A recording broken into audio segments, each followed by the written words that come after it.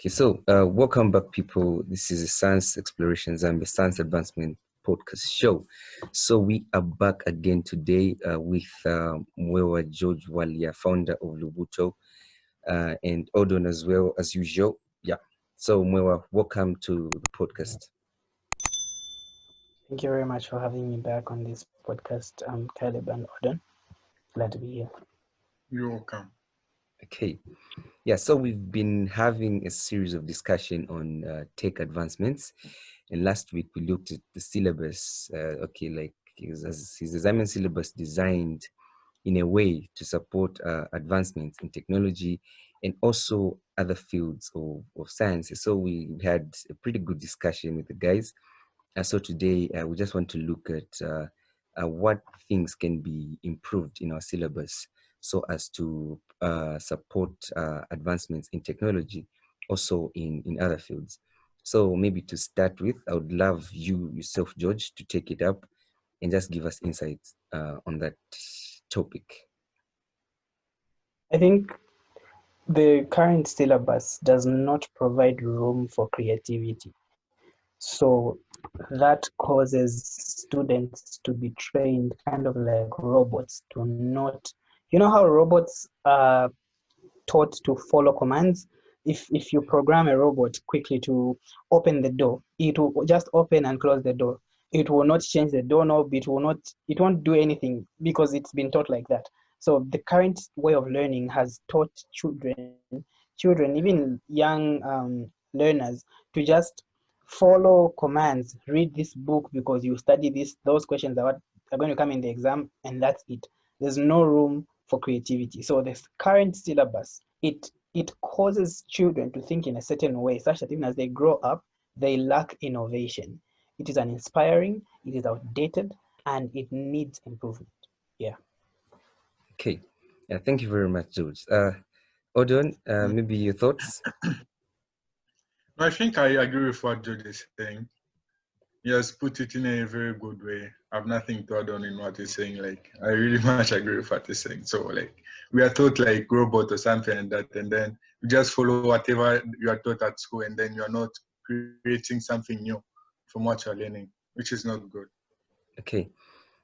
I agree with what George has said, and maybe just to add on, yeah, it's very much true. Like our syllabus is designed in a way that there's no room for creativity. Like you can be innovative, and I think George, it's the first should be second podcast that when you featured, we talked about how people will go for jets year in year out, and still nothing happens. So maybe my question would be that what do you guys think? What can be done to improve our syllabus? What things can we bring in? Because we've been talking about STEM for years now. We've talked about the government incorporating STEM activities in our schools and communities. But apart from that, what do you think can be done to improve our mindset? Like, because we're theoretically taught, but what do you think will change us to a people that are going to have those practical ideas, not just theoretical thinkers, but people that are going to think outside the realm of theory, but people that are going to be practical? So what do you think are those changes that can be brought about in our syllabus? Yeah. So George? Okay, so I'm privileged to sit on a board of an international organization called START Science. Students and researchers teach. That's what START stands for. So START Science International. The whole aim of START Science is to enable students that are studying in university and also researchers in STEM fields to go to primary schools and teach science, technology, engineering, and mathematics in a very innovative way, do experiments with everyday materials and all those things. So what we are doing is, we're supposed to launch Start Zambia in term one towards the end, but with the whole coronavirus issue, we put that on hold. But as soon as things are back to normal, that's if we're gonna go back to normal, we will enact it and we'll begin to recruit students from universities, various universities studying various things to come and help and teach. Because the thing is, if we can deal with this thing at the root, in 12 years, we'll have more innovative learners. Because if we start grade 1, grade 2, those guys, we start teaching them how to do experiments, that they can be scientists and all these things, they will grow up with that in mind, such that by the time they reach university, they understand that there's more than being a doctor or a teacher or a nurse. Not that those careers are wrong, but there's more. They can do much, much more. So we are teaching them when they're young, and I feel that's what we should do. We should catch them while they're still young, and also provide opportunities for those that are in clubs like Jets and whatnot, opportunities to thrive and to develop their projects. Not those who win necessarily, even those that don't win. Like, let them work on their projects. So that's what I feel we should do. Okay, that's interesting, huh? That's Yeah, interesting. that's very much interesting. So I was going to say, like, if maybe we structure the syllabus in a way whereby we improve the practical part. You know, our exams are like written theoretically, right? Yeah, yeah. If maybe we say we put the, I don't know, the practical part on the exam, like in each and every STEM subject, like, you know, mathematics, they just put, they don't know, they just give you, I don't know, some practical thing that you can solve or something like that. And then, you know how, like, I don't know, the natural sciences, how how the practical combine or something like that. I don't know if they can just put a standard curriculum for everyone, whereby we write practical exams and then theoretical exam, because you find out that the practical exams do not even, they count less on what your grade will be at the end. So I don't know if we improve the practical part, whereby they include the practical part in the examination from the tender age, that would be a very good thing. Okay. Yeah, that's true. Yeah, just maybe to add on what he said. You know, I think I'm agreeing with what you guys are both saying. You know, if you talk over this practical thing, if you look at back in high school and everything, you know, it's the thing where you're not even really interested in, like, okay, like, I think I just have to get a lot of marks in theory. So I think practicals have really, really been neglected. And if we were to put more emphasis on being practical, I think we'd see about advancements in multiple fields of science, and not only in technology but even these other fields of science. So I feel the syllabus has to be restructured. But now the question is, are there people that are doing enough to restructure our syllabus? So we've got you guys, like you've said, is it Start Science Zambia, that you guys want to start going into the schools and then bring all those innovative ideas, showing students on how to do these things in a practical way. But the question is, are there people that are embarking on this project as well? Are the higher authorities in terms of education in our country, what's their concern concerning this? Maybe, like, I feel we've voiced out our opinions enough. What do you think could be the reason why we've not been heard? Like, we still remain dormant in this area. We still depend on the West and the East. But why? I feel we have the potential. We've got people that can take us to the next level. But what's really the problem? I've been asking myself this question, and I just want to throw this question on the table. Maybe you guys might know. Can Yeah. I can I pick it up? I don't know, first or something. Yeah, you can, It's but okay. it's an Yeah, unpolitical question. So maybe, yeah, yeah. yeah. I think I don't know. People structuring the syllabus are like odd or something. They're very hard. They're like, I don't know. As I always say, they're like very hard. I don't know if they bring in young ideas, right?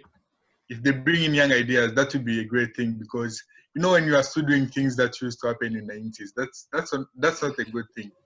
Bringing in Yeah, young yeah. ideas, like, yeah, that brings in young innovations and, I don't know, new things that are happening in the world. So like, the people are holding the syllabus are very hard, man. So like, it's just difficult for them to restructure the syllabus in a way that we want it to be.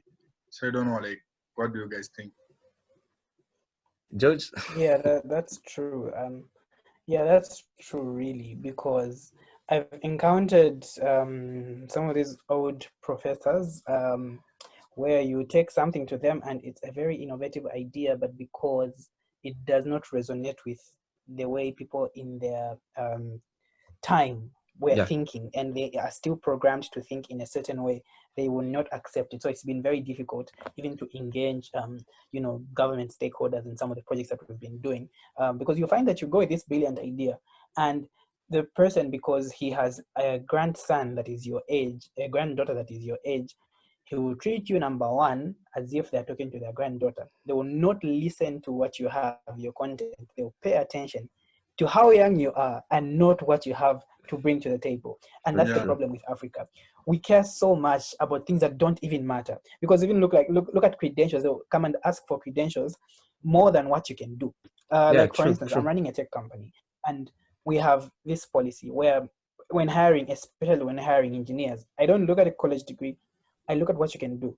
If true, you can true, code in Python and you're a full stack developer in Python, I will hire you to work on what? Python. Because true, I know true. people with degrees in IT, they have no idea how to do anything, but they are the ones that are in decision making positions, because in Africa we care so much. And I'm not saying college education is wrong, it's very important. I'm in college myself. But we need to embrace innovation outside of the classroom, is what I'm saying.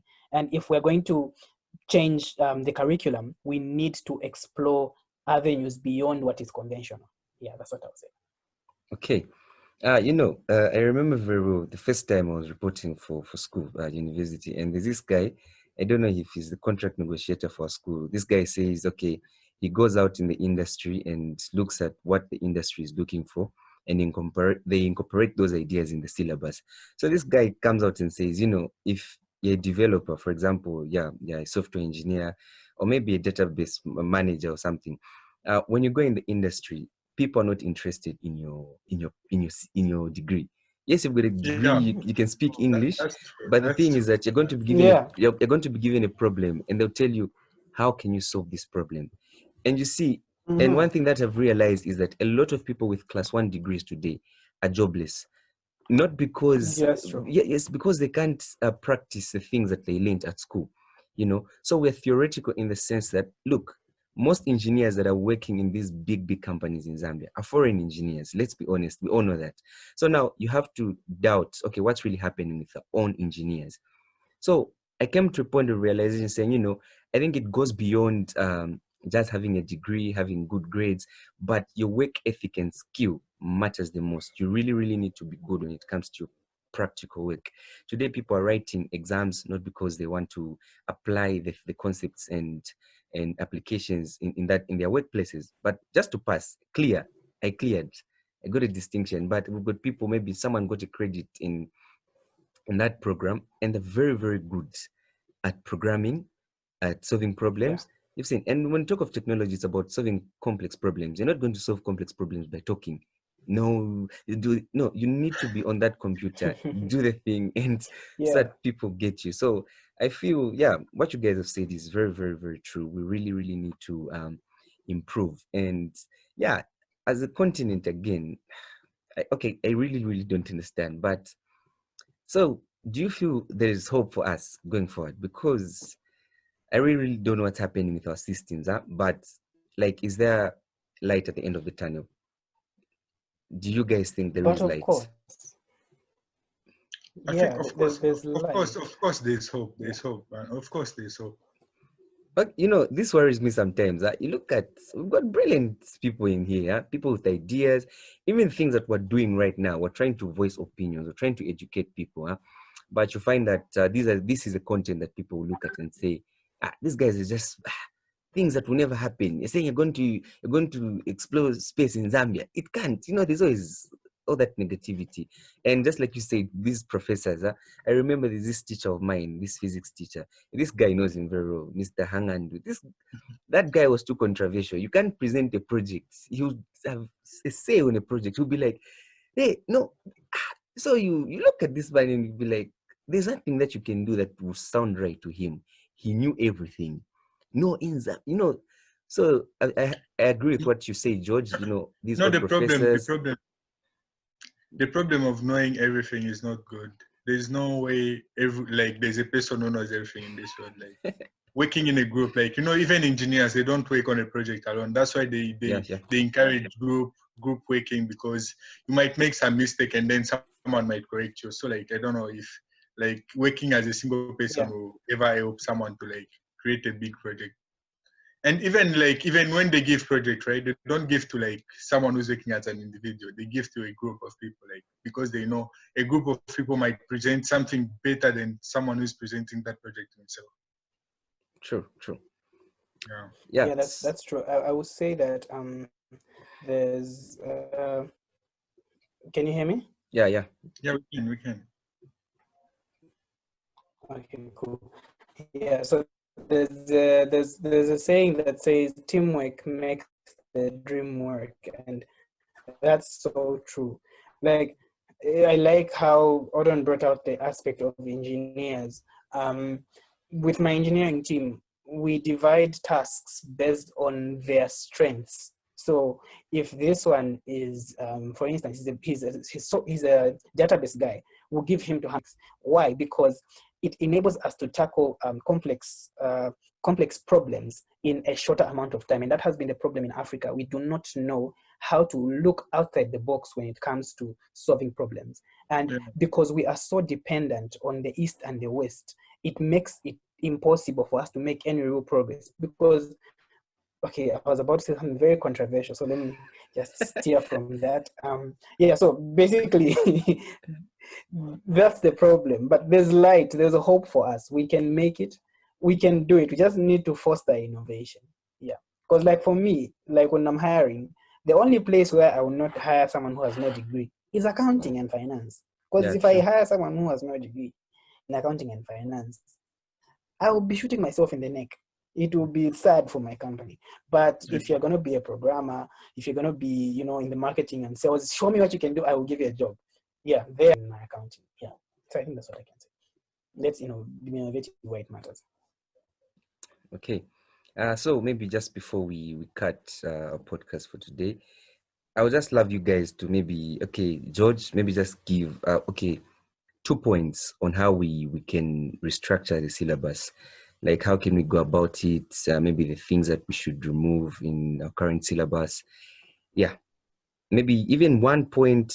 Yeah, maybe what do you feel should be removed? What's being done wrong and what should be done right? Okay. So I think I'll say one or two things. I don't know how, depending on how my first point goes. First of all, let us take away this generalized curriculum where everybody is learning the same thing. That is wrong. There's everything wrong with that type That is of true. That is curriculum. true. Yeah, True. there's everything wrong with that type of curriculum, because you can't expect someone who's going for a STEM career to study the same things that someone who's going to pursue a career in business to Yeah, true. study. No. Let us specialize as early as possible so that people can learn in depth and prepare Yeah. adequately for the careers that they want to get by specialization. Yeah, that is true, because there's no way someone is learning sciences and then they end up being An I economist. don't know, engineering. They end up being in, I don't know, some other field. I don't want to mention those fields. Yeah. They end up being in some other fields that are not even related to what they've learned in high school. So yeah. Exactly. Okay, Yeah. maybe my last words. I agree, because right now the courses that I'm having, and this is a guy who's going to be doing computer science. I'm having sociology, philosophy, and I'm like, okay, what's this? But at the end of the day, yeah, fundamentals of everything, you have to do it, which is not really good. I think on all levels, like starting from primary, secondary, uh, university, a lot of things have to be changed.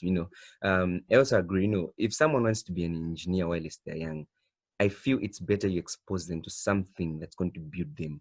Like in that same space of engineering. And the other thing, I Yeah. think one thing we've neglected, you look at this same JETS thing that goes on year in, year out. I feel that thing has to be restructured as well, because look, people do repeat projects year in, year out. And then we've got people in the communities, Yes, go that's in true. rural areas, people in the communities that have got innovative ideas. The problem is that we've limited ourselves to the fact that no, we can only pick someone so long they're educated. In other countries, what they do, they get people with abilities despite not having the knowledge, the academic knowledge, but someone that has that skill. People that are working in industry today across Europe, in the States, those guys, you find that most of these guys have that ability, and education is just a plus. If we can do that I in our think, country, then we can go far. yeah, ability, like showing what you can do is better than what you know, because I don't know, the system has changed this side. Even if you don't have a degree, but as long as you know what you're doing, you can get a job. Yeah, That's it. that's true. Yeah. Okay. So, guys, it's been great having you. Hopefully, we can continue on this and just build up on what we've started next week, George. So, I think next week we'll be back again with you. So, we just explore further and discuss. But for today, I think this is all. Maybe your last few words before we cut. Awesome. Thank you very much. And I'm looking forward to continuing this conversation next week so that we can, even go more in depth and just discuss ways on which we can really improve, because there is light at the end of the tunnel. Yeah. True. Odin, your last Yeah. words? So, I'm looking forward to meet these guys again next Wednesday, and then discuss about how we might improve the current situation that is happening in the education system in our country. So Okay.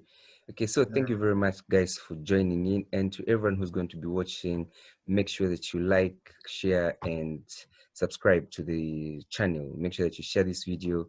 Let people hear about what we've talked about today. Give us your thoughts through the comment section. And make sure that you listen to the audio podcast on different audio podcast platforms. Sorry.